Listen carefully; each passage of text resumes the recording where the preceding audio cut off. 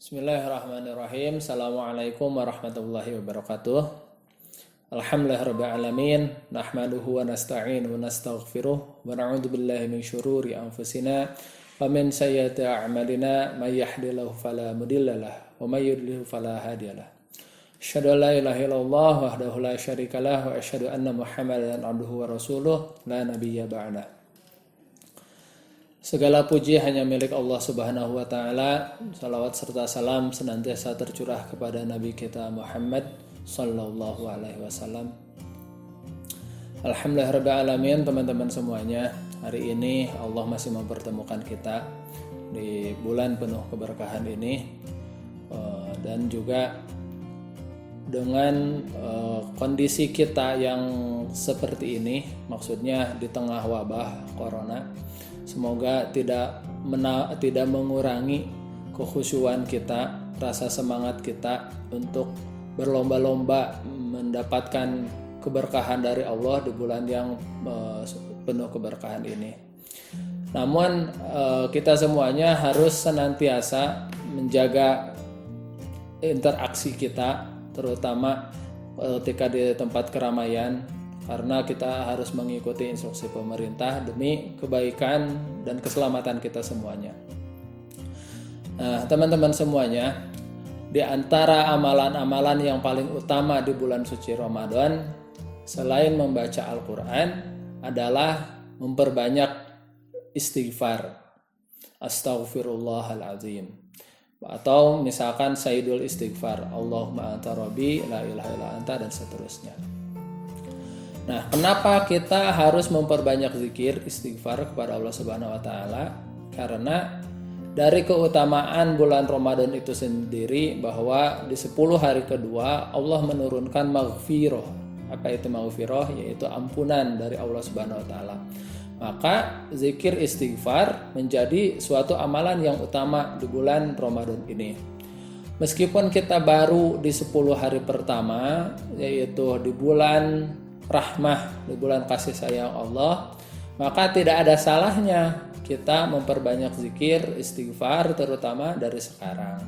Sebagaimana Allah berfirman dalam surat Nuh ayat ke-10 sampai ayat ke-12, 3 ayat.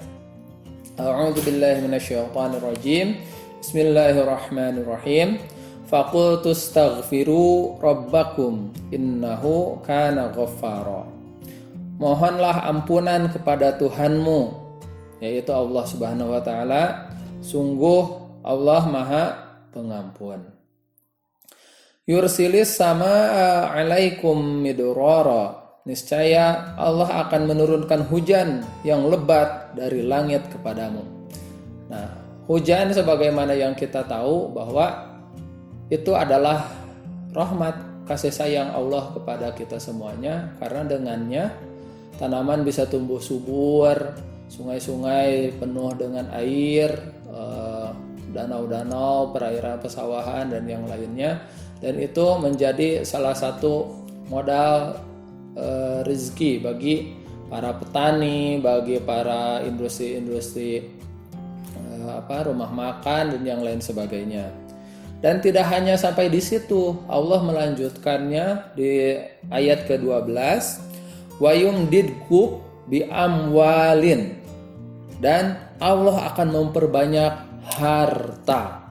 Bukan lagi sesuatu yang lain, tapi kenikmatan berikutnya adalah wa yumdidkum bi amwalin, memperbanyak harta-harta kita yang sebagaimana kita inginkan. Kita menginginkan rizki, biasanya adalah harta. Maka kuncinya adalah fastaghfiru, banyak-banyak beristighfar.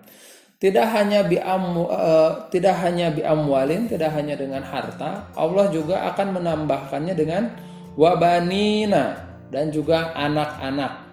Bisa berupa anak keturunan, anak biologis, ataupun juga anak-anak perusahaan yang biasanya misalkan bulan biasa jualannya makanan ringan ataupun jualan bakso misalkan. Karena di bulan Ramadan ditambah lagi jadi jualan kolak, tambah lagi jadi jualan gorengan, dan yang lain sebagainya. dan akan terus bertambah lagi seiring terus-terusnya kita beristighfar kepada Allah. Wa yumdirkum bi amwalin wa banin wa yaj'al lakum jannat wa yaj'al lakum anhara. Dan Allah akan memperbanyak harta dan anak-anakmu dan mengadakan kebun-kebun untukmu dan mengadakan sungai-sungai untukmu.